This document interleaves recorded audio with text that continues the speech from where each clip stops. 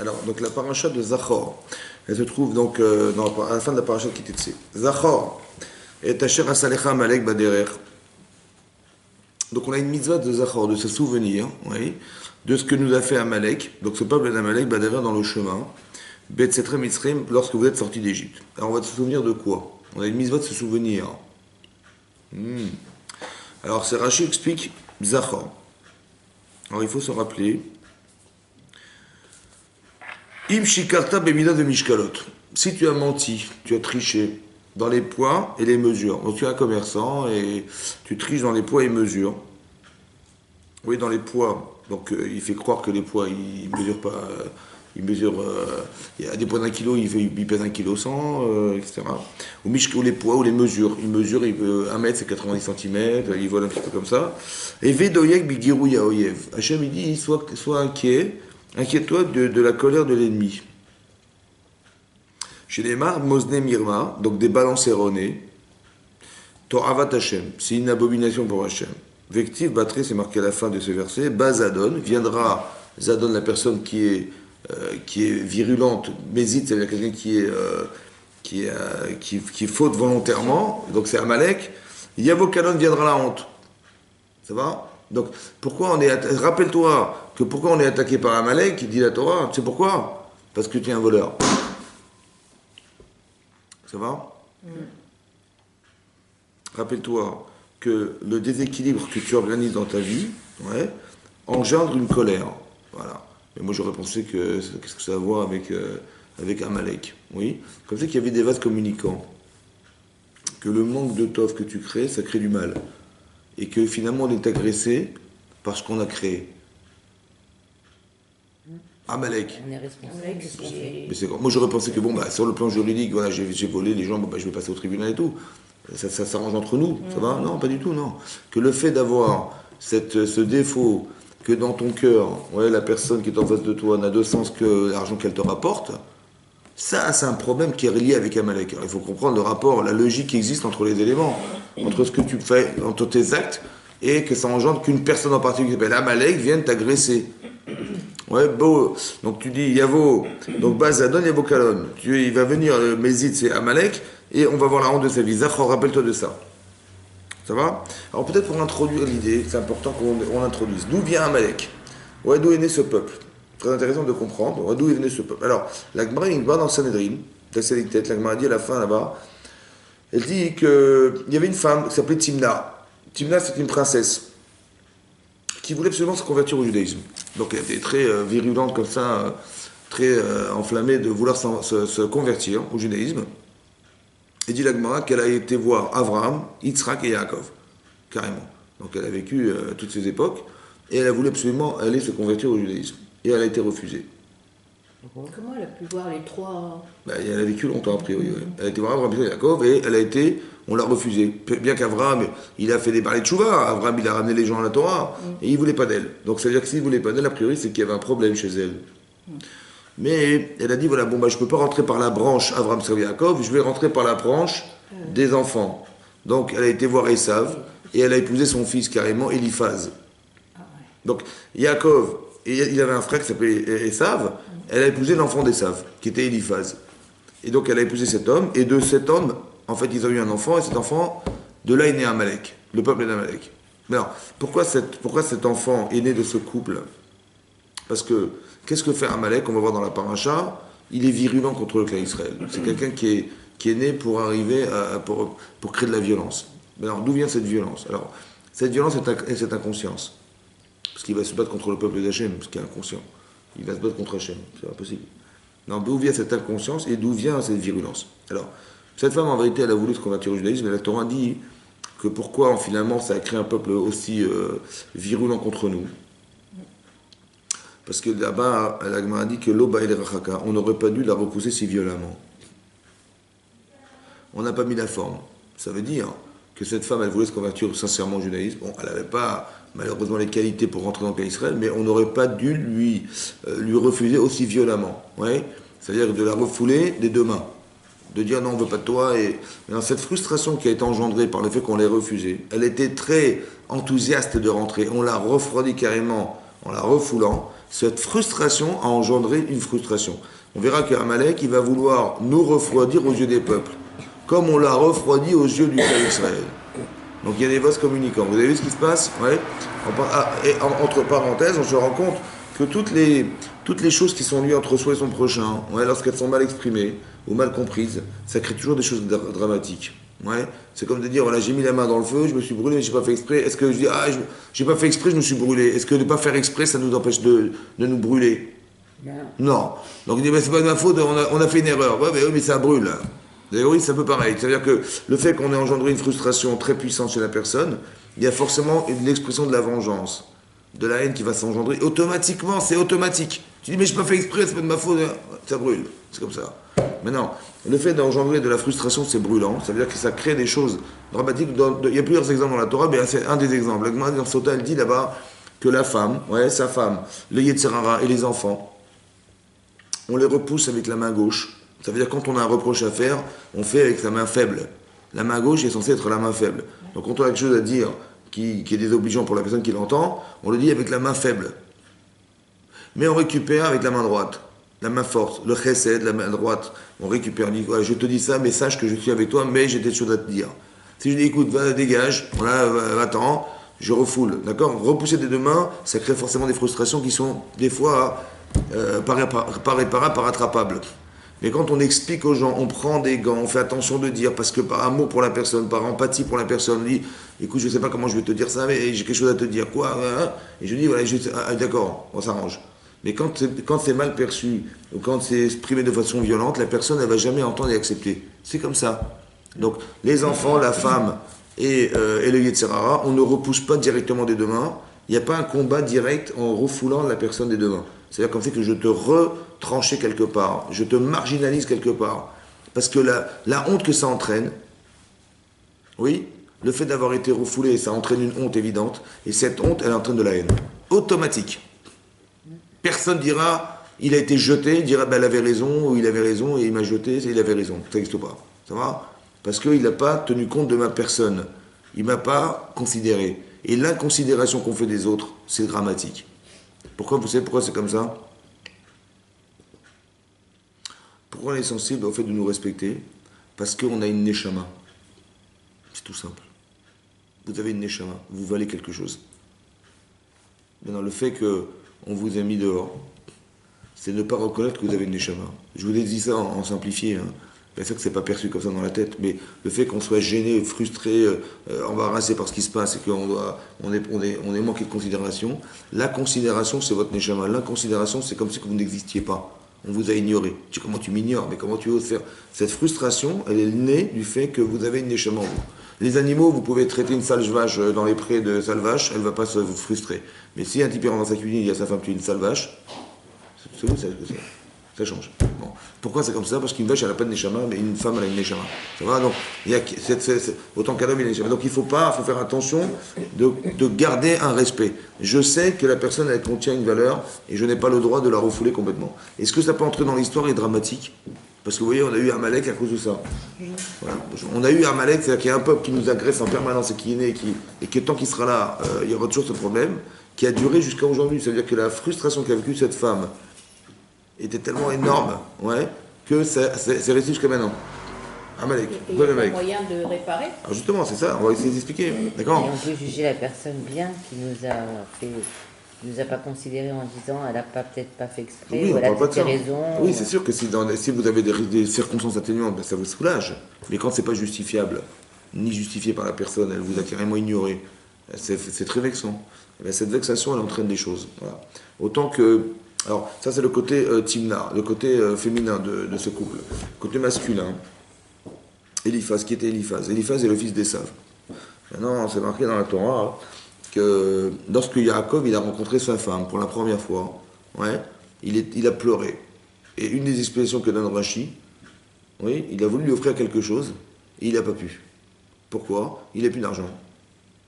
Rashi dit comme ça, Ou il a pleuré parce qu'il a vu que Rachel, eh ben, il allait l'enterrer, c'est lui qui allait l'enterrer, il l'a vu en prophétie. Ouais, donc il a pleuré de savoir qu'il allait épouser cette femme et qu'il allait devoir l'enterrer avant lui. Et d'un côté, il a aussi pleuré parce qu'il n'avait rien à lui offrir. Sur le champ, il voulait absolument lui offrir quelque chose, il n'avait rien parce qu'il n'avait plus d'argent. Après, il n'avait plus d'argent alors qu'il était sorti riche. Parce que lorsqu'il a rencontré Eliphaz, le fils d'Esav, Eliphaz lui dit, écoute, mon père m'a demandé de t'assassiner.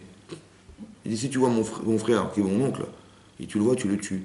Donc il dit à côté, j'ai une mise-va de Kibboud Avaim. J'ai une mise de respecter mon père, donc je vais devoir te tuer. Mais à côté, je sais que j'ai pas le droit de le faire, je ne sais pas quoi faire. Ça, c'est Eliphaz.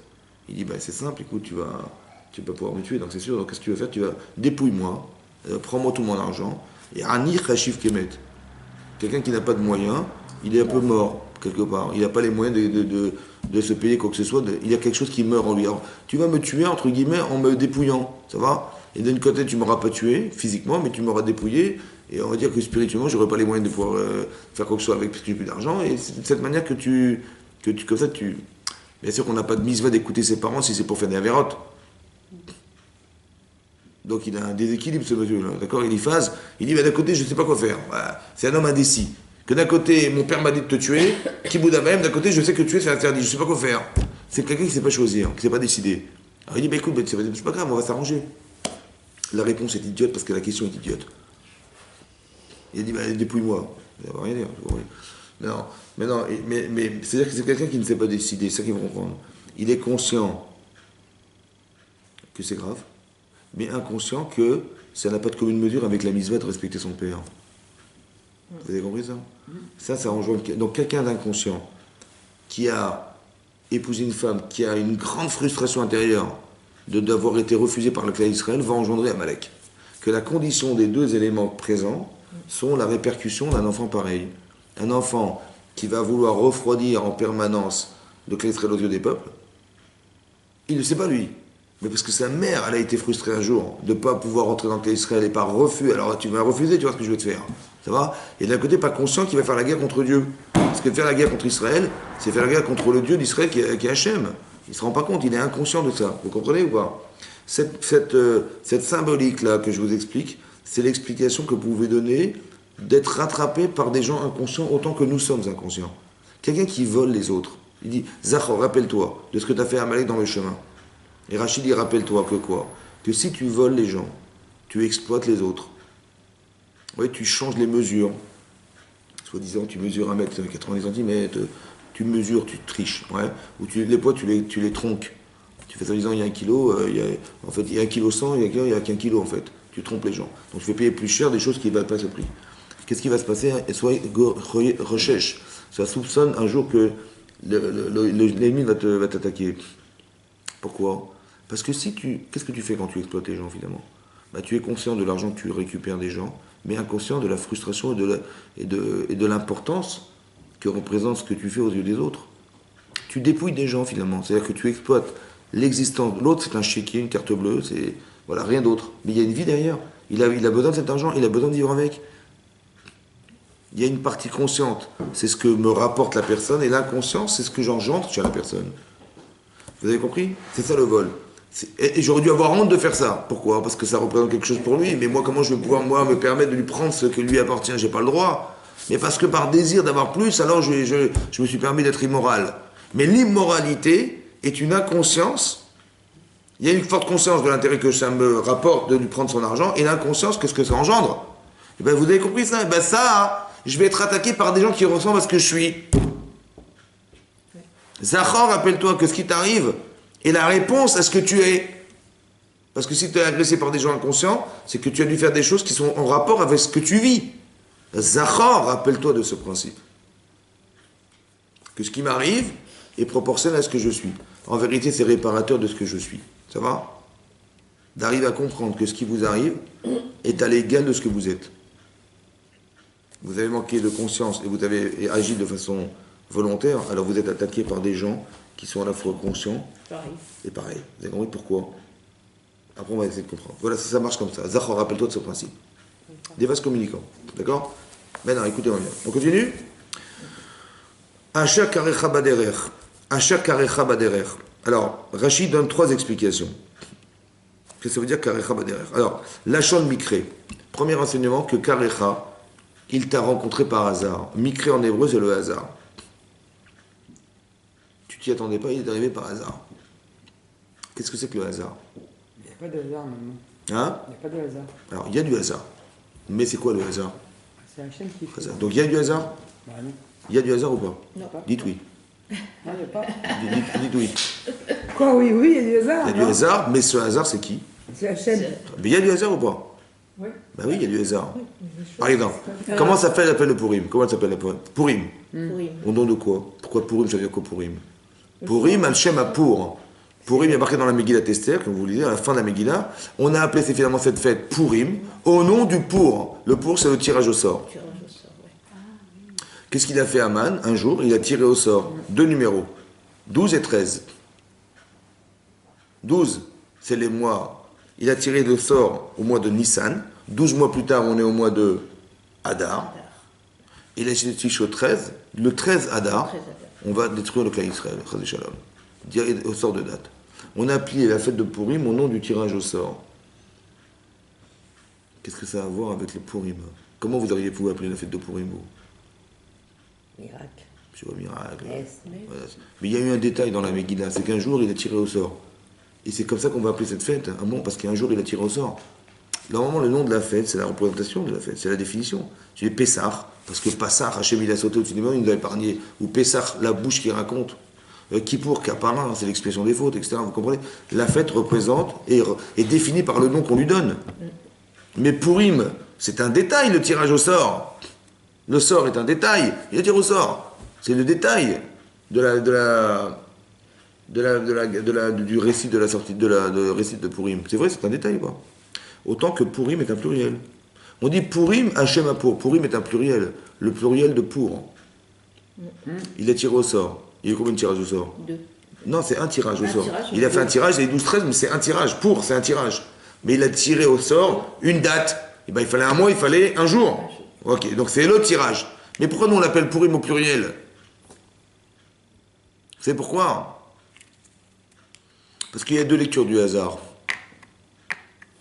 Il y a des gens qui disent, tiens, t'as eu de la chance. Le hasard fait bien les choses. Tu as eu de la chance. Mais est-ce que j'ai eu de la chance ou c'est Hachem qui m'a accordé ça? C'est Hachem.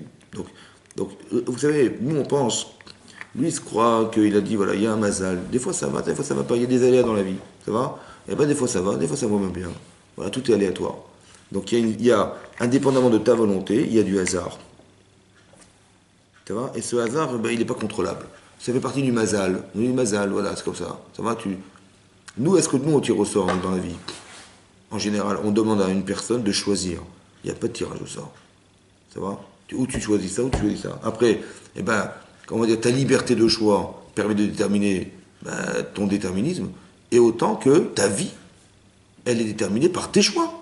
Je veux me marier ou pas, tu vas tirer au sort. Mais non, tu vas décider demain, je travaille ou pas, on va tirer au sort. Non, tu décides ou tu ne décides pas. C'est ça qui forme ton caractère et qui va te donner le mérite ou pas le mérite d'être. Oui ou non?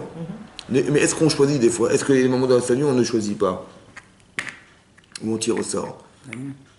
Alors on verra dans la Torah que oui. Dans la Torah, par exemple. Quand on a dû partager la terre d'Israël, on est rentré en Israël un jour, avec Yeshua ben Nun. On a partagé la terre. Qui va aller où? Vous allez où, vous? Au bord de la mer, Jérusalem, où ça? Il y avait des tribus, il y avait des territoires. Il fallait partager, on va mettre qui, comment? C'est impossible de choisir. Vous comprenez ou pas? Qu'est-ce qu'on fait? On tire au sort. Veitnachaltem, vous hériterez, begoral, au tirage au sort. Donc qu'est-ce qu'on a fait? On a numéroté des tribus, et on a numéroté des territoires qu'on a déterminés. Donc qu'est-ce qu'on a fait? On a pris un numéro qui correspond à une tribu et un territoire. On dit, tiens, telle tribu, tel territoire. Mais c'est le choix de qui, finalement? Le hasard. C'est Hachem. C'est Hachem. Voilà, moi, je ne peux pas choisir. Dans ma vie, des fois, je ne peux pas choisir. Je tire au sort. Quand ce sont des choix impossibles, on tire au sort. D'accord? Mais en vérité, la résultante de sort, c'est que je sais ce qu'Hachem voulait au final. C'est ça qu'il voulait Hachem. Moi, c'est des choses que je ne peux pas faire. Je ne peux pas savoir qui va aller où, je ne sais pas. Alors, je tire au sort. Mais je sais que derrière ce sort, c'est Hachem. La cohérence et comment dire, la petite probabilité que les choses existent est révélatrice que c'est Akadosh Baruch Hu qui est derrière. Ça va? Le sort, c'est lui. Mais lui, il a dit le sort, non, des fois ça va, des fois ça va pas. Amalek, il va faire la guerre contre Israël. Mais il est fou. Parce que tous les gens ont bien compris que derrière tout ça c'était Akadosh Baruch Hu. C'est pas probable que la mer va s'ouvrir, c'est pas probable que la plus grande puissance du monde qui était l'Égypte à l'époque, elle a pu être déchue par Moshe Rabbeinu, un seul homme. Il va dire les grenouilles, les bêtes féroces. Il dit Hachem, il prie et ça marche. Donc tu vois bien que c'est pas possible qu'avec la probabilité que ça puisse exister, il n'y ait pas quelqu'un derrière, c'est pas possible. Comment Amalek, Chamou, Amim et Gazo, les peuples ont entendu, ils ont eu peur, ils ont tremblé en entendant que les Mitzrayim sortaient d'Égypte. Parce qu'il y avait un corollaire évident entre la prière de Moshe Rabbeinu qui s'adresse à Hachem et la résultante évidente, tout de suite, immédiate, que ça s'accomplit. Il a une chose sur combien de milliards que ça puisse se faire. Bon, ça c'est notre lecture. Mais Amalek, il ne raisonne pas comme ça. Il dit, ils ont eu du pot. Tu sais quoi? On va faire la guerre contre Israël. On va peut-être perdre, mais ils ont eu encore de la chance. Mais ils ont un jour la chance, ça vient. Eh bien, des fois, vous direz que ça n'ira pas. Et on va gagner. Ça va? Parce que c'est le hasard. Le hasard de la vie fait que, eh ben, tu as de la chance, après tu en as moins. Eh ben, quand on aura moins, je vais t'attaquer, tu verras, tu vas perdre. Vous avez compris ça? Ça, c'est Amalek. C'est ça, Amalek. À chaque Karecha Badere, il t'a rencontré par hasard. Ça veut dire que lui, il a une lecture de hasard qui n'est pas la tienne. Pourim, c'est un pluriel parce qu'il y a deux lectures. Il y a celle d'Amalek et la nôtre. Vous avez compris? On va faire la guerre contre cette conception fausse. Pourquoi tu l'as rencontré par hasard? Parce que tu dis, bah, manifestement, on n'a pas eu de peau. Hein. Si tu raisonnes comme ça, tu vas être attaqué par Amalek. Parce que Hachem n'est plus là. Vous avez compris? Je dis, bah tiens, il existe des hasards. Tiens, j'ai rencontré cette personne. Et vous allez vous rendre compte dans votre vie, essayez de réfléchir, dans votre vie personnelle, que les vrais tournants de votre vie se sont faits par hasard. C'est pas forcément des choses contrôlées. Vous avez rencontré, vous êtes un boulot, tiens, par hasard, on m'a téléphoné, on m'a dit, votre mari, votre machin, par hasard. Ça, on s'y attendait pas. C'est arrivé comme ça. Ça veut dire que Hachem, il contrôle. Ça va? Que on a chacun, vous avez chacune un but dans la vie. Nous, ce qu'on définit comme le mazal, c'est comme ça. Yegman en Nida, Daftet Zayin, Nagma dit que quand un enfant est conçu, on dit cette gouttelette, qu'est-ce qu'elle va devenir? Ça va? Il dit riche, pauvre, grand, petit, etc. Combien d'enfants, combien de trucs. L'Agman en Moed Katan, elle dit là-bas que Bané, les enfants, Chaye, la vie, la longévité de la vie, Maisonné, la Parnassa, Lobisruta Tanyamilta. La chose ne dépend pas de votre mérite. Tu dis, bah, il a eu le mérite d'avoir une richesse, non, pas de mérite. Mazal. Bemazania Tanyamilta. Ça dépend du mazal de la personne. Ça veut dire que c'est quoi le mazal? Mazal, c'est, vous avez un déterminisme, on vous donne une mission sur Terre, personnelle. Il y a une mission collective, une mission personnelle. Maintenant, vous avez un but à atteindre. On va vous donner les moyens. Un mari, des enfants, des parnassins, des machins, tout ça. C'est des moyens qui vous ont été donnés pour arriver à quelque chose qui est un but en soi. Qu'est-ce que je fais de ce qu'on me donne? C'est moi qui décide. Il n'y a pas marqué dans la Gemara qui va être sadique ou rachat. C'est pas un déterminisme, c'est à construire, c'est à décider, c'est à choisir. C'est vous qui allez décider de faire de vous quelque chose. Ça va? Mais le mazal, c'est qu'on vous donne les moyens d'y arriver. Ça va? C'est ça le mazal. Donc ça, c'est la perception que juive qu'on a. C'est ça le mazal. Ça va? Donc vous avez un but à atteindre, on vous donne des moyens. C'est pour ça qu'il y a des gens qui ont des moyens plus importants que d'autres, parce qu'ils ont des buts différents des vôtres. C'est tout. Ça va? Donc le mazal est le contenu, l'avoir qu'on donne à la personne pour arriver à quelque chose. Ça, c'est la conception juive. La conception goy, c'est qu'il n'y a rien derrière. Tu vois? Eh bien c'est comme ça, le hasard. Ça veut dire que tu vois, ta vie, elle est construite dans des choses qui sont aléatoires, tu vois, qui ne sont pas logiques. C'est vrai? Tu dis, bah, pourquoi l'une plus que l'autre? Qu'est-ce qu'il a? La couleur de peau, mais qu'est-ce qu'il y a? Pourquoi c'est différent? Ben, c'est comme ça, il faut accepter, c'est comme ça. Et bien ce principe de hasard, il est faux dans la Torah. Parce que derrière, c'est Hachem.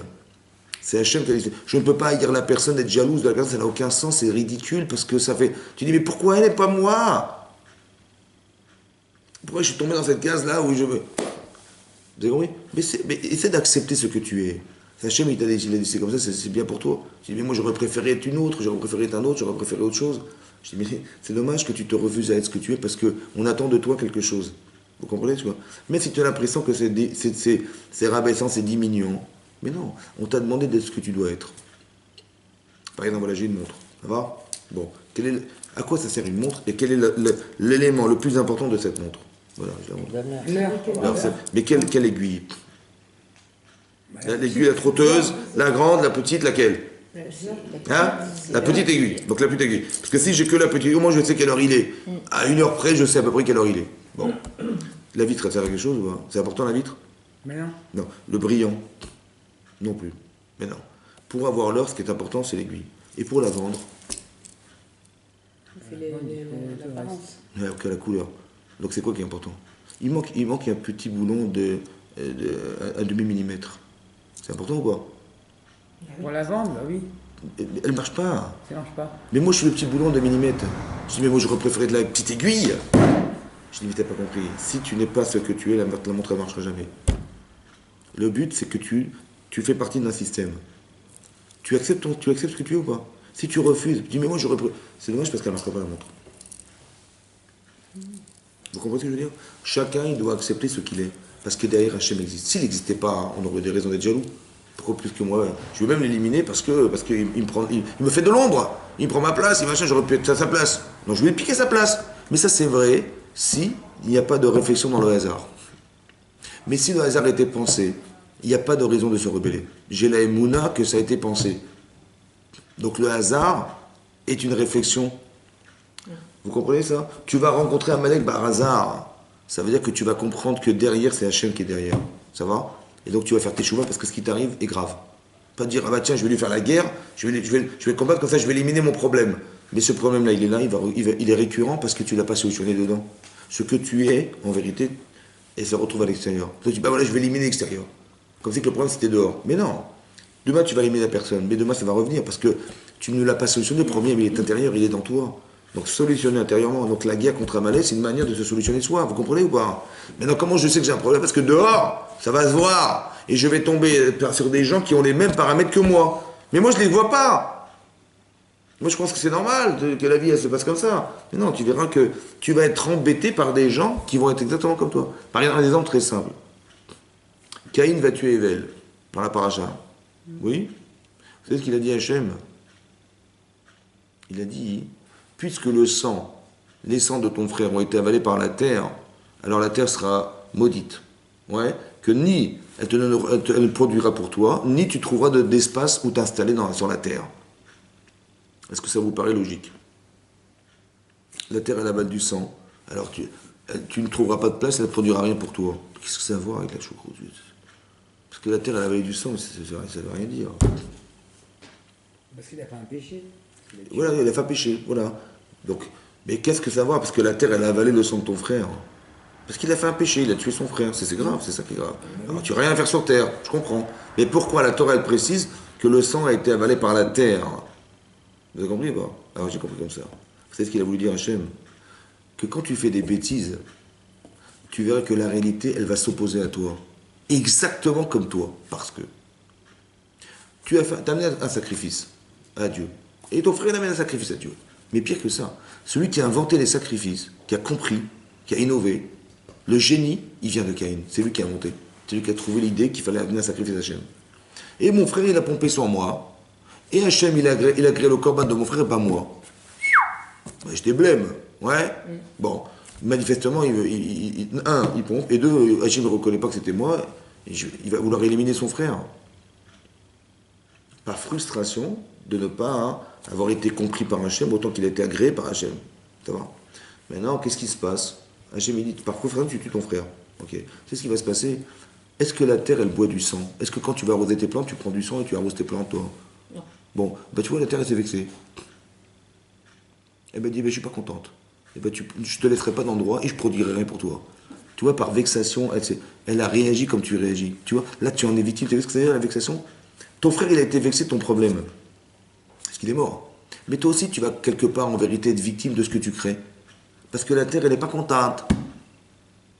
Vous avez compris ce que je veux dire? C'est une image pour expliquer que le mécontentement que tu as eu, qui a engendré un désastre, va te rattraper un jour avec les mêmes paramètres que tu as mis à l'intérieur.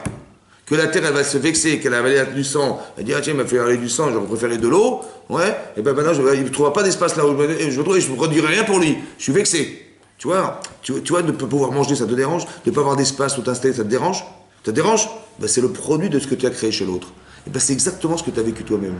Et que l'autre, il a été victime de ta frustration. C'est exactement. On est rattrapé par les paramètres qu'on a créés. Rappelez-vous, on est rattrapé dans sa vie parce qu'on a créé. Ça va? C'est pas par hasard que les gens se vengent. C'est pas par hasard que les gens sont mécontents. Si je rentre chez moi, je vois ma femme qui fait une tête, je dis, mais il y a un problème. Je dis, elle est folle. Ou je dis, mais j'ai dû faire quelque chose qui a fait que. Ça va? Son mécontentement est révélateur que je ne suis pas une personne adéquate à la. Vous avez compris? On est rattrapé, mais c'est physique, c'est comme ça. Rappelle-toi de ce principe. C'est pas par hasard. Le hasard, tu dis, bah ouais, bah, on n'a pas eu de chance, c'est mal tombé, c'est mal tombé. Non, c'est jamais mal tombé. C'est qu'il y a une logique derrière. Essayez d'analyser les paramètres qui se trouvent à l'intérieur de ce que vous vivez, et vous allez comprendre ce que vous êtes. Parce qu'on part du principe qu'il n'y a pas d'aléa dans la vie. Il n'y a pas de micré. Le micré, c'est Hachem. Il n'y a pas de petit pourcentage. Ça a été calculé, ça a été pensé, tout a été pensé. Donc le hasard est bien pensé. Pas que le hasard est aléatoire. Tu dis, bah ouais, on n'a pas eu de peau, on n'a pas eu de machin. Non. Ce que tu as vécu a été pensé, réfléchi. Maintenant, la probabilité qui arrive est faible, elle est révélatrice que c'est Hachem.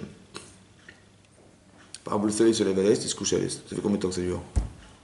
Bah, ça fait depuis la création du monde. Bon, ça vous étonne ou pas? Bah non. Et tous les jours, c'est comme ça.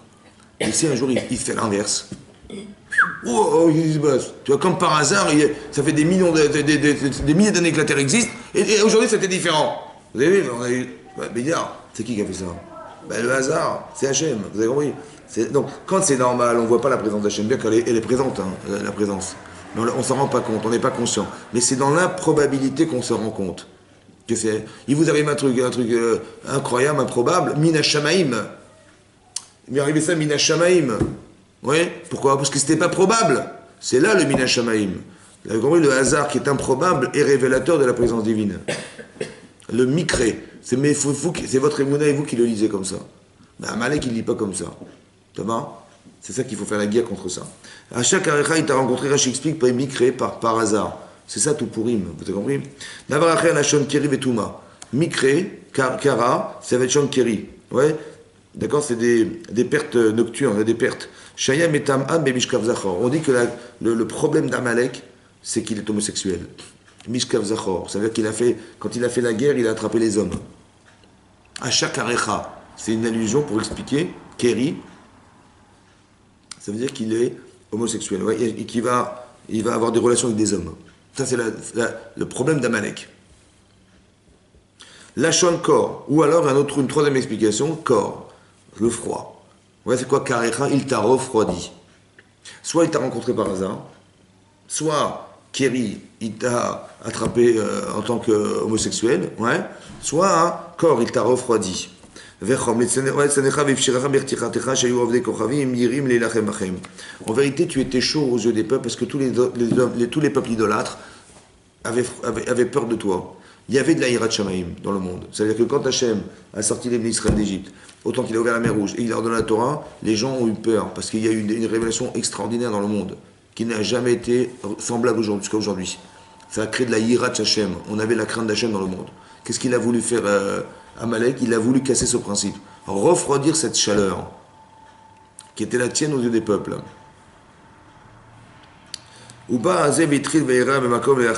Ouais. Qu'est-ce qu'il a fait? Il dit on va faire la guerre. Et je vais vous montrer que c'est possible. Donc en fait, on a cassé quelque chose qui était infranchissable. Il a voulu montrer. Mais ça va pas réussir. Mais il a eu le courage de pouvoir se battre contre nous. Ça va? Et ça va nous refroidir aux yeux des peuples. Le profond sentiment qu'a Amalek, c'est de casser la hirat shamaim du monde entier. Ça va? Voilà. Casser la hirat, ça veut dire d'avoir des réflexes d'Hachem.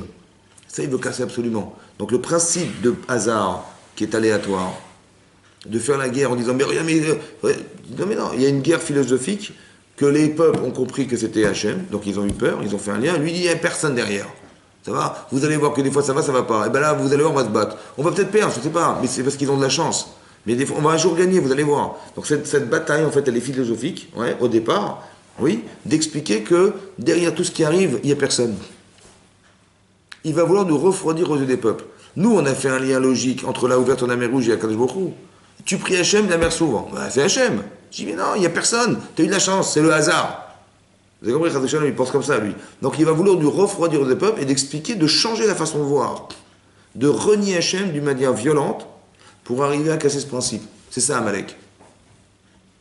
Il dit Machal, il amène un exemple, Rachid dit L'ambatia rotachat shen bo bria shen kol bria yochal ered betocha ba ze blial echad vekafatz v'yarad letocha. C'est comme quelqu'un, il a mis de l'eau bouillante dans une baignoire. Et il dit voilà, je vais rentrer dedans. Il dit mais t'es fou, tu vas te brûler. J'y vais. Puis il va montrer qu'on peut se battre, on peut y arriver. Donc il va rentrer dans la baignoire brûlante. Afalpi shenich va bien qu'il va se brûler. Ouais, Ikra Otam Bifnachem, il l'a refroidi aux yeux des autres. Il dit, tu vois, c'est possible. Comme c'est qu'elle était brûlante, mais pas suffisamment, mais trop brûlante pour y rentrer. Je dis, tu vois, je vais y rentrer. Donc il la refroidit aux yeux de ceux qui le contemplent. C'est pareil. Tu vas te battre contre Israël, mais c'est impossible, tu vas te brûler. Il dit, je vais la refroidir. Montrer que c'est possible. Que là, ça va marcher.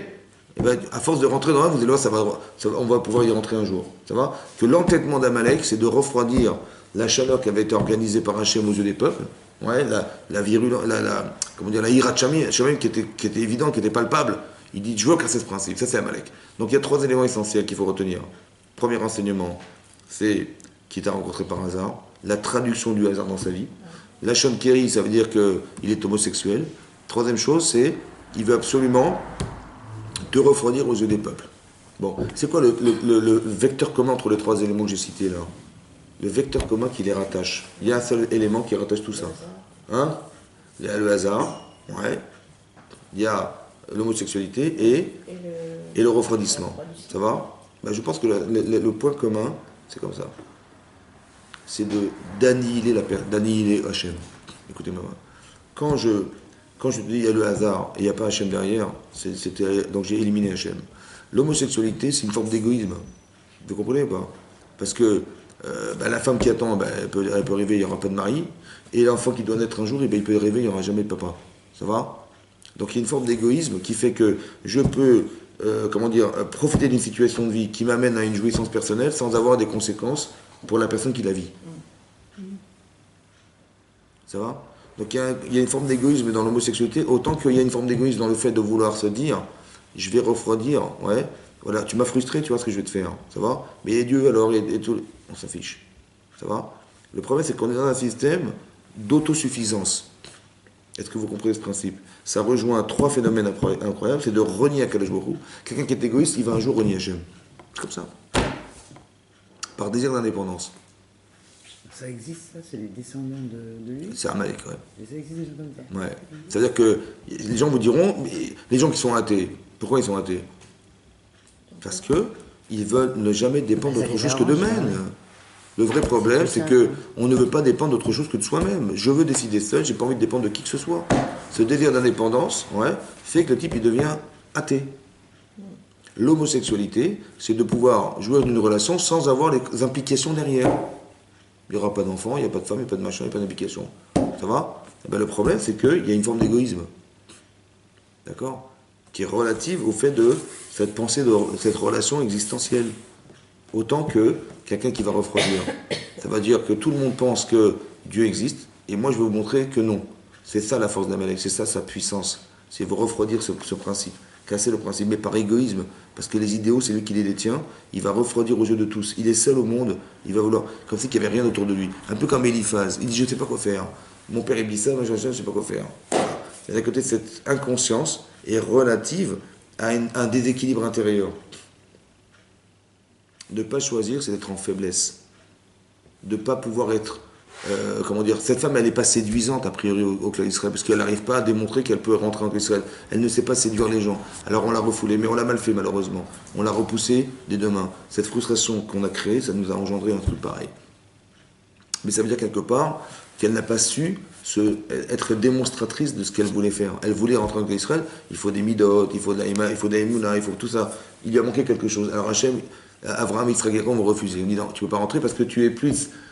tu n'es pas... Soit parce qu'ils ont pensé que c'était dangereux pour elle, parce qu'elle n'est pas les midot, donc quel jour elle va ou engendrer des gens tordus, ou bien pour elle-même, elle va en souffrir. Il valait mieux pas. Donc, mais ça a mal été compris, mal été dit. Alors ça a engendré une frustration qui a aujourd'hui été pesante pour nous, parce qu'aujourd'hui on en souffre, que les enfants qui sont nés de Amalek, c'est ça. Vous comprenez? C'est ces gens-là. Oui? Vous avez compris le point commun? C'est ceux-là qui ont fait le veau d'or? C'est le Erev Rav, non. Ils ont tout fait pour refroidir... Non. Le veau d'or, c'est les gens qui se sont convertis, qui étaient des gens convertis en Égypte et qui sont rentrés dans Israël par conversion. Mais qu'en fait on aurait dû refuser. Mais que Moshe a accepté. Oui, comme c'est marqué dans la Torah, c'est marqué quand il était sur le mont Sinaï, Moshe Rabbeinu, et qu'Hachem a constaté qu'on avait fait le veau d'or, il a dit l'air raide, va descend, qui shichet amecha. Parce que ton peuple, il s'est corrompu. Et là-bas, Rachid dit, quoi ton peuple? C'est le mien aussi. Il dit, le tien, c'est celui que tu as choisi. Tu as voulu se convertir, tu as joué, il y a ton peuple que tu as joué, voilà ce qu'ils font. Vous avez compris? Mais ça veut dire que voilà, ça veut dire qu'il faut faire attention de ne pas prendre n'importe qui, de jouer n'importe qui. Ça va? Ensuite, c'est marqué à chaque arabaderer, en chemin. Veizanev vecha. Veizanev, zanav, c'est une queue. Veizanev vecha. Kol anecheshanim, tous les gens faibles. Alors, Veizanev, Rachidi, Makat zanav, choter milot, zavel kamemarda. Qu'est-ce qu'ils faisaient en fait, les Amalekim? Ouais. Ils coupaient les brit milot des Bnei Israël, ils les jetaient en l'air. Ils disaient, c'est ton alliance. Voilà, ils coupaient les brit milot des gens, ils les jetaient en l'air. L'alliance avec Hachem. La brit mila. C'est ça. Donc vous avez compris, il y a une virulence profonde derrière d'annihiler complètement la Gdusha du cas Israël, ouais, par ces actes-là. Et ça veut dire qu'en conséquence, aussi nous on est en manque de Gdusha. Vaste communicant. On ne respecte pas ce que nous sommes, alors on nous enlève ce que nous sommes. Tous les faibles, les gens manquent de force parce qu'ils ont fauté. Tous ces gens qui étaient fauteurs, ils manquaient de puissance. Alors ils ont été refoulés. Shaya Anan Poltan, la colonne de nuée, elle les prenait, les avalait, elle les aspirait, les jetait dehors. Et les Amalekim, ils les attrapaient, ils les tuaient. C'est que tout ce que le Hanan, c'est-à-dire la colonne de nuée, récupérait des fauteurs d'Israël, ils étaient aspirés vers l'extérieur et condamnés par les autres. C'est grave, hein? Ve'ata ayev ve'yagea. Et toi, tu es fatigué et assoiffé. Ayev, pardon, vatsama. Ayev, c'est assoiffé. Vektiv aitzama shamaïv. Vektiv achara vayavu amalek. Tu manquais d'eau. Assoiffé, ça veut dire qu'il te manquait de la Torah. Vous savez pourquoi on a été agressé par les autres? Parce qu'on a manqué d'être cohérent dans la Torah. Alors on est rattrapé par ce manque de cohérence. Quand tu ne respectes pas la Torah, tu verras que les gens, ils vont... Mais tu n'es pas assez assoiffé. On apprend la Torah, vous savez, pas seulement pour s'équilibrer, mais pour que le monde soit équilibré. Oui, quand c'est marqué dans le Pirkei Avot, le monde repose sur 3 choses. Sur la Torah, la Avoda, le service dans le Beth Amikdash, ou la Tfila remplacée par la Tfila, et Gmut Rasadim. Mais est-ce que vous croyez sincèrement que le monde tourne parce que la Torah est exercée dans le monde, ou elle est apprise dans le monde? Vous y croyez ça ou pas? Bah oui. Oui? Ou c'est parce qu'il y a la bourse de Paris qui ramène un peu d'argent? Mais non, C'est l'économie qui fait tenir le monde, ou c'est la Torah qui fait tenir? Incroyable, hein? Et on le voit ou pas? Ah oui. Ben non, je sais pas, moi j'ai dit la Torah, vous voyez que le tour tourne parce que vous étudiez la Torah? Je sais pas que c'est qu'a dit Kabni Brak qu'il n'y aura jamais d'attentat. C'est vrai, Chazonish. Voilà. Mais est-ce que c'est vrai? Mais ça se voit pas. Ça se constate un jour peut-être. Mais ça... Ils arrivent à l'entrée de Nebrak, mais ils n'ont jamais atteint les roquettes, tout ça. C'est vrai, ouais. Mais c'est vrai ce que vous dites. Mais ce que je veux dire par là, c'est que c'est pas des choses qu'on voit. La masse de la planète est énorme. Mais c'est quoi qui l'a fait tourner? Tu dis, mais l'économie mondiale, quand elle est en déchéance, ça crée de la famine, ça crée des guerres, ça crée des trucs. Donc on dit, c'est l'économie qui entraîne. En fait, c'est en apparence. Mais au fond, c'est le manque. Oui, pardon. Il y a eu la crise mondiale. Elle a démarré à cause de quoi? La crise. À cause des subprimes. Vous savez ce qu'on a fait? Il y a des banques qui ont proposé à des gens qui n'ont pas de moyens d'être propriétaires. Aux États-Unis. Mais des millions de personnes, on leur a donné la chance d'être propriétaires. Qu'est-ce qu'on a fait? On dit voilà, vous allez avoir des crédits. Mais bon, des crédits qui vont monter au fur et à mesure des années, mais c'est pas grave. Si vous pouvez payer, tant mieux. Si vous ne pouvez pas payer, au pire, vous vendez. De toute façon, votre maison elle aura augmenté, et puis vous récupérez l'argent, vous aurez été propriétaire. Ils ont rêvé. Donc on a fait ça. On a carrément vendu des actions de ces ventes. On a créé des actions à la bourse. Et dans le monde entier, ça s'est vendu. Et après, finalement, ces maisons-là, ils ne pouvaient pas payer leur crédit. Ils ont finalement fait faillite. Les maisons, elles ont carrément baissé plutôt que d'augmenter. Donc ils n'ont jamais pu rembourser leur maison. Catastrophe. Des millions de personnes américaines qui ont truc. Et ça crée la crise mondiale. Parce que c'est des abrutis, ils ont fait des ventes. Tu vois quoi? Mais qu'est-ce que ça révèle? On a exploité la pauvreté des gens. Des gens, on sait pertinemment qu'ils ne pourraient jamais payer leur crédit. Il dit au pire, vous les vendrez vos maisons, en espérant qu'elles aient augmenté. Et par hasard, elles n'ont pas augmenté, elles ont carrément baissé. Mais on a exploité la pauvreté. Vous avez compris? C'est gravissime. C'est ça la crise en fait. Mais ça c'est spirituel, nous on croit que c'est financier. Mais c'est spirituel. Tu exploites la pauvreté des gens, mais c'est pas honte. Vous avez compris? Tu sais pertinemment que c'est des gens qui vont souffrir du fait qu'ils ne pourront jamais vendre. T'as pas honte? Ben non. Parce que ce qui compte c'est l'intérêt. Vous savez, rappelle-toi toute ta vie. Zachor et Asher Asarecha Amalek Baderech. Ça veut dire qu'à chaque fois que tu es mais les lois de la Torah, elles n'ont pas été respectées, mais elles sont logiques. Eh ben, tu verras que ça arrive à des catastrophes économiques, naturelles, c'est comme ça, c'est comme ça. Comme s'il y avait des rouages qui devaient articuler la condition de vie sur Terre, des rouages qui sont les mitzvot, mais quand les biens ne sont pas respectés, eh ben, le rouage il coince. Et comment tu le vois? La crise, machin, on n'a pas de manger. Mais c'est ça. Mais toi, tu crois que c'est économique. Mais c'est faux. Comme tu crois que le monde, il tourne parce que la Terre, elle tourne. Mais qui c'est qui donne cette force à la Terre de tourner, vous croyez? C'est la volonté d'Hachem.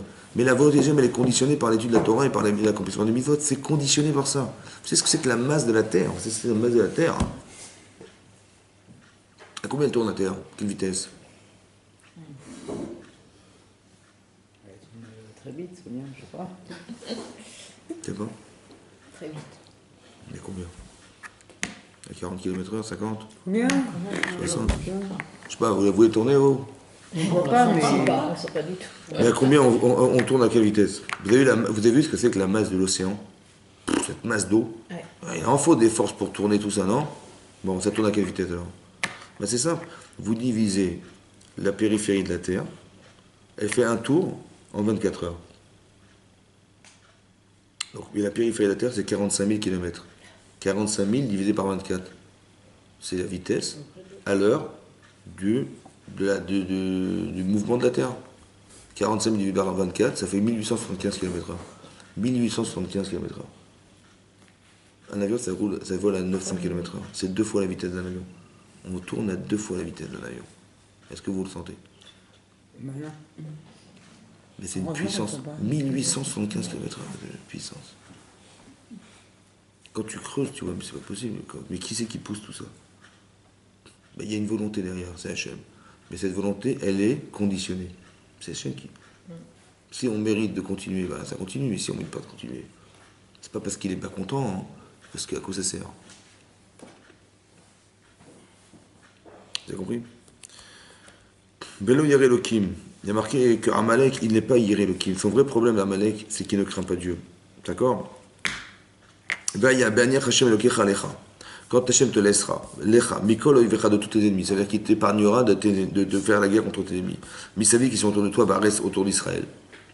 Asher Hashem Elokecha de Lecha Nachala, qui Hashem il t'a donné en héritage, l'hérita pour l'hériter, Timche Ezechar Amalek, efface le souvenir d'Amalek. Donc Zachor, mais efface ce souvenir. Zachor, tu vois, mais il faut que tu arrives à effacer ce souvenir, que tu ne sois plus confronté à ce souvenir malheureux. Amalek, Mitachad Hashem Lotishkar. Mitachad Hashem, tu es sous la terre, Lotishkar n'oublie pas. Donc il y a une mitzvah de se souvenir, il y a une issour de ne pas oublier. Ça va? Rappelle-toi, comme ça. Maintenant, vous allez faire la guerre contre Amalek. Est-ce que vous avez déjà vu dans la Torah qu'on doit tuer des gens, nous? Non. On ne fait pas la guerre pour tuer, ça n'existe pas, ça. On fait la guerre pour se défendre, on fait la guerre pour élargir le pays. Ouais. Mais on prévient les gens, voilà, on veut économiquement s'élargir, on voulait d'accord de on fait la guerre. Mais jamais on fait la guerre pour tuer des personnes, ça n'existe pas, ça. Mais là, oui. Ça vous choque ou pas? Ça vous choque ou pas? Bon, c'est choquant. Mais pourquoi on les tue? Pourquoi on les tue? Pourquoi on doit les tuer? Parce que... défendre, non? Hein? On se défend, c'est Non, il y a marqué ici, parce que, rappelle-toi que si tu trompes les gens, etc., il va venir. Mais je ne veux pas quand même attaquer quelqu'un qui est la représentation de ce que je ne sais pas faire. C'est logique ou vous? Pour vous ou pas? Pourquoi Amalek nous attaque? Parce qu'on a un problème. Mais est-ce que c'est logique de l'éliminer parce que j'ai un problème? Non. C'est comme Caïn. Il va tuer son frère. Il dit, moi, maintenant qu'il est mort, j'ai plus de problème. J'ai plus de quelqu'un qui me fait de l'ombre. Oui. Bon, mais le problème, il est dehors ou il est dedans? Il est en nous. Il est en nous. Ça ne sert à rien d'éliminer ce qui te dérange. Il vaut mieux que tu t'arranges que tu déranges. Parce que ça reviendra. Vous avez compris ça ou pas? Donc à quoi ça sert de faire la guerre contre lui? C'est de comprendre que si je vais tuer la personne qui n'est pas consciente et qui me refroidit dans la Torah, et que moi je sais pertinemment, c'est parce que je me suis refroidi dans la Torah que j'ai créé Amalek, que peut-être que je devrais faire la guerre contre moi, peut-être. Oui. Pourquoi tu le tues? Tu le tues, tu l'élimines. Mais si je dois l'éliminer, mais je dois m'éliminer aussi. Parce qu'on a le même problème. Oui. Mon miroir, c'est lui. Je dis, mais comment tu peux te casser le miroir? Mais casse ton miroir alors. C'est une manière de comprendre que vous savez comment il va s'effacer quand tu vas l'effacer. c'est toi qui vas l'effacer en toi. Que tout ce qui porte, que tout ce qui fait défaut chez toi crée Amalek. Toute sa force, il la tire de toi en fait. Tout le manque de bien est un mal. Amalek, Amal Kouf. Tu as œuvré, mais tu étais jusqu'à 100. Non, tu dois aller au bout à 101. C'est une allusion pour expliquer que quand tu ne vas pas au bout des choses, tu crées quelque chose qui est le manque de ce que tu n'as pas fait. Amalek n'est que l'expression de ce qui nous a manqué. Cette agressivité, elle vient, elle est née de ce que je ne sais pas faire. Ça va? De ce que je n'ai pas su faire. Alors je suis agressé par ça. Comme si je n'avais pas été responsable, alors je suis puni entre guillemets parce que je n'ai pas su faire. Mais le résultat de ce que je ne sais pas est la création d'Amalek. Ça va? Maintenant, d'effacer ce souvenir, c'est d'expliquer que tu vas faire tes chouvas. Et en effaçant ce qui fait défaut chez toi, par exemple, je suis un voleur. Voilà, moi je triche, je mens, et je machin, et je vole les gens. Bon, si je fais tes chouvas, ben, je vais d'abord apprendre à me contenter de ce que j'ai. Je vais accepter qu'Hachem existe parce que manifestement, s'il ne m'a pas donné ça, ce que j'espérais avoir, c'est que j'en ai pas besoin. Ou bien que ma vie, elle est très bien sans ça. Ça va? Et donc, je vais avoir la Imouna, Hachem. Et après, ma vie va s'équilibrer. Je n'ai pas besoin d'aller voler les gens. Vous savez ce que dit le Maharal de Prague? Le Maharal de Prague, il explique qu'on a chacun une sphère. Chacun vit dans une sphère. Si Hachem a permis à la personne qui est en face de moi de rentrer chez moi, c'est que je me suis permis de rentrer chez l'autre. Ça veut dire que moi, je me permets d'aller piquer l'argent des gens, hein. Donc je rentre dans la sphère de l'autre. Alors Hachem, il permet que les autres rentrent dans ma sphère. Mais si moi je suis cohérent, je suis honnête et tout ça, personne ne peut rentrer dans ma vie.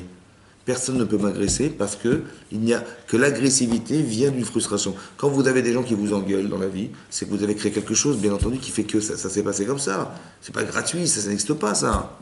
Donc ça veut dire que vous avez compris que vous ne vivez que la conséquence de ce que vous avez créé. C'est logique ou pas? Et bien Amalek, c'est pareil. Rappelle-toi de ce principe, que ton honnêteté, ta franchise, si tu es une femme de qualité, tu verras que les gens t'apprécieront. Comme si que le rapport à l'autre est un révélateur de ce que j'ai réussi à faire dans ma vie. C'est comme ça. Si je suis aimé par les gens, c'est que je suis une personne qui a des valeurs.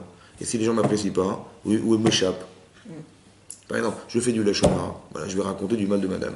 Ça va, et je vous le raconte à vous tous. Bon. Vous allez dire, mais si je raconte du mal d'elle, ben, je vais peut-être demain raconter du mal sur vous. Bon, vous allez me fréquenter ou pas? Voilà. Ben, je me retrouve seul. Je dis, mais qu'est-ce qui se passe? Pourtant, je suis un type bien, moi, je suis quelqu'un de bien, et je suis même tellement bien que je suis prêt à raconter du mal des autres. Oui, non? Ben non. Parce que tu verras que les gens t'échapperont. Tu deviens marginal. Les gens ne te fréquentent pas. Ils n'ont rien compris, vraiment, ils n'ont rien compris. Donc, toi, j'ai des conseils à donner. Je dis, mais non, tu n'es pas franc.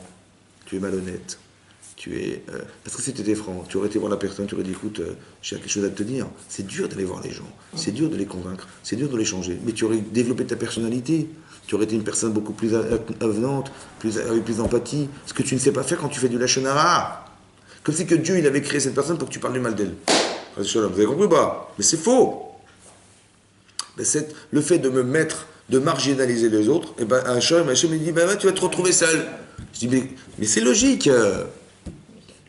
Ce que tu es, tu le crées, alors tu le retrouves. Tu vois? Les gens ne t'aimeront pas parce que tu n'aimes pas les autres. Voilà, c'est comme ça. Rappelle-toi de ça, qu'on est toujours rattrapé pour ce qu'on a fait soi, parce qu'on est nous-mêmes. Ça va?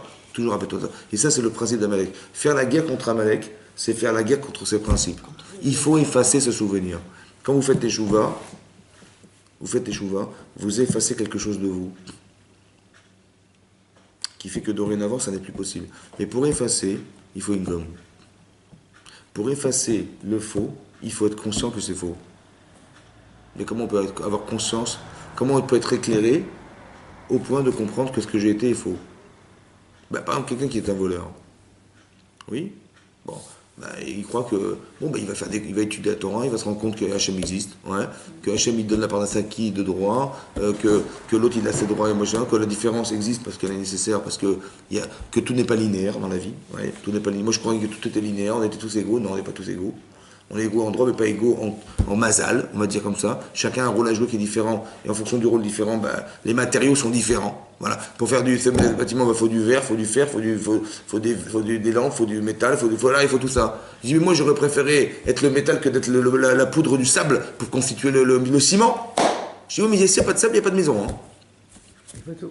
Donc il faut comprendre que la différence est nécessaire, que la condition de l'exercice de ce que nous faisons, c'est de rassembler tous les éléments différenciés pour créer quelque chose de fantastique. Il faut le comprendre ça. Donc j'ai compris ça. Maintenant j'ai honte d'avoir été quelqu'un qui a été défaillant. Mais à cause de quoi j'ai honte? Parce que j'ai compris que c'était faux. Ça va? L'éclairage a permis de créer un contraste. L'étude de la Torah normalement doit permettre de créer un contraste. Je ne suis pas je suis une personne qui est à corriger. Je suis une personne qui pourrait être meilleure. Ça va? Et dans ce contraste, il m'encourage à changer. Je vais effacer la fausse personne pour essayer de concentrer la vraie.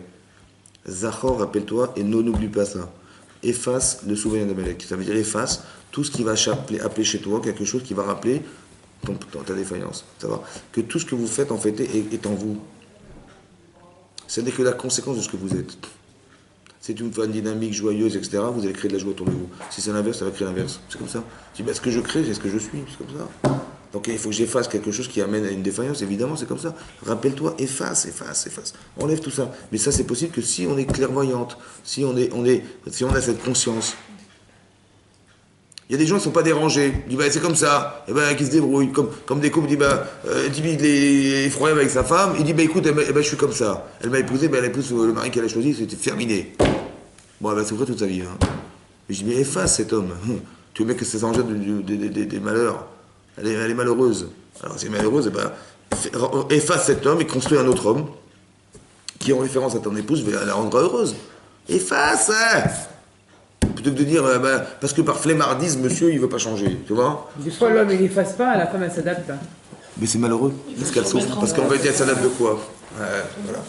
Voilà, mais c'est malheureux. Ça veut dire que d'abord, ça veut dire qu'elle s'adapte à quelque chose qui est défaillant. Voilà. Et puis elle fait avec, mais en vérité, elle est malheureuse. Et d'un autre côté, la personne, elle n'a pas évolué. Tu vois, en vérité, il aurait été préférable que je sois contre lui en lui expliquant que d'être contre soi, c'est pas être contre soi. Parce que il y a des gens qui après, ils se rendent compte qu'ils ont fait des bêtises. Comme hier soir, une femme me disait, ça ne pouvait plus, elle a divorcé. Et son mari, il est parti ailleurs, il se rend compte qu'il a raté sa vie ailleurs et tout ça, donc il regrette ses actes. C'est quand on est en manque, on croit que les choses, elles vont durer. Mais elles ne durent pas, les choses. Il faut savoir que, à force d'appuyer sur... ça fait mal à la fin, ça fait mal. Elle va supporter jusqu'à quand elle va supporter? Mais non, elle ne supporte plus. Donc à la fin, ça craque. J'ai dit, il ne faut pas attendre que ça craque. Il faut comprendre que le plaisir d'organiser quelque chose qui soit équilibrant, il faut amener du chesed. C'est pas chaud, c'est comme ça. Et chaque fois qu'il en manque, ça crée des frustrations. Comme si on n'était pas là. Voilà, on n'est pas là. Comme ça, on ne nous a pas calculé, on n'a pas compté. C'est frustrant. Mais pourquoi faire ça? Pourquoi faire? Avec mes enfants, je vais les ignorer? Non. Avec mon couple, c'est pareil, tout est pareil. Mais je vois que je suis rattrapé parce que j'ai manqué d'être. C'est comme ça. Donc c'est logique, c'est logique. Donc quand je vois, le repère c'est l'autre, quelque part. Donc quand je vois que ça ne marche pas, je me dis, c'est moi qui me remets en cause. Je peux remettre en cause la personne, c'est vrai, des fois ça peut arriver, mais je peux aussi me remettre en cause, c'est pas grave. Et ça peut qu'amener que des bonnes choses. Rappelle-toi et efface. Tu vois, rappelle-toi de ce que veut dire être Amalek. Voilà ce qu'il est. Voilà. Et en vérité, il n'est là que pour ramener, il ne peut pas vivre sans toi. Ça veut dire que sa raison d'être, c'est la tienne. Si toi, tu manques d'être, alors il va t'agresser. C'est toi qui l'as nourri. Et si tu es parfait, il ne peut pas t'attaquer. Il va disparaître. Comme c'est une petite allusion peut-être à dire. Un jour, le Yetzirah, il va disparaître.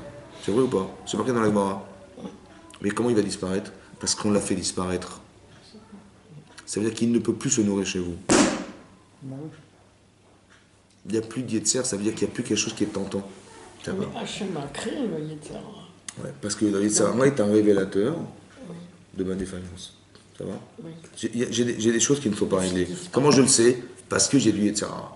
Donc mais quand il n'y aura plus de défaillance possible et qu'il n'y a plus de quoi alimenter le Yetzer, il va mourir. Vous avez compris? Comme si sa raison d'être, elle n'a plus de raison d'être, puisque de toute façon, il n'y a plus rien. Donc, je me souviens de ce que je suis et j'efface. Zecher et Timche, il faut effacer ça. Il faut effacer cette mémoire. Ça va? Mais ça a l'air contradictoire. Efface, mais n'oublie pas. N'oublie pas pour effacer. N'oublie pas pour effacer. N'oublie pas pour effacer.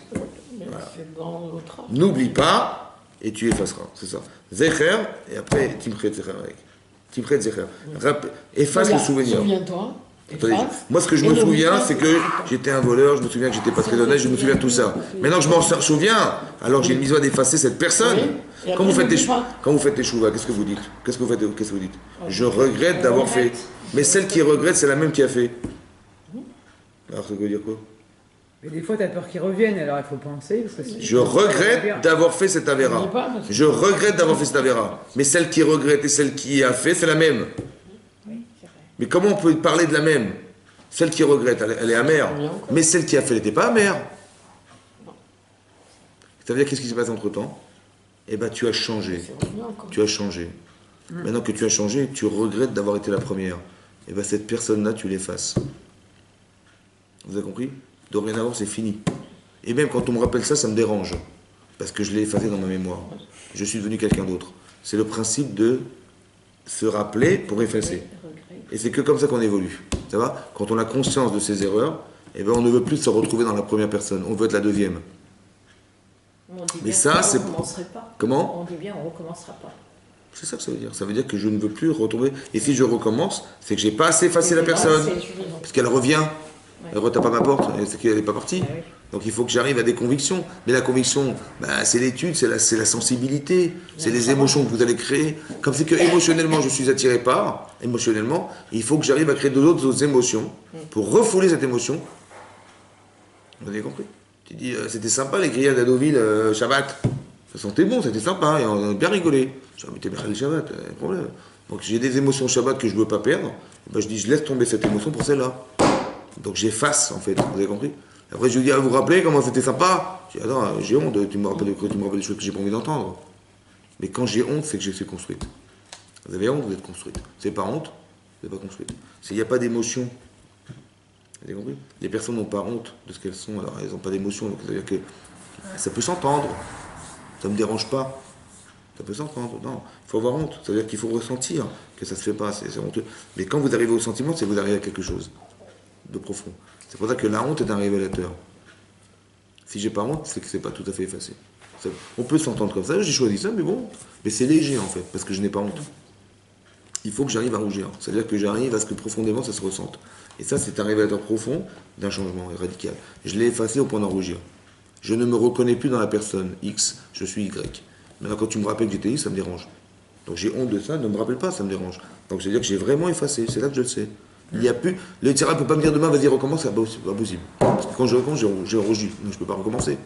Mais ça, c'est un révélateur profond de conscience que vous avez construite. Très à coup. Waouh.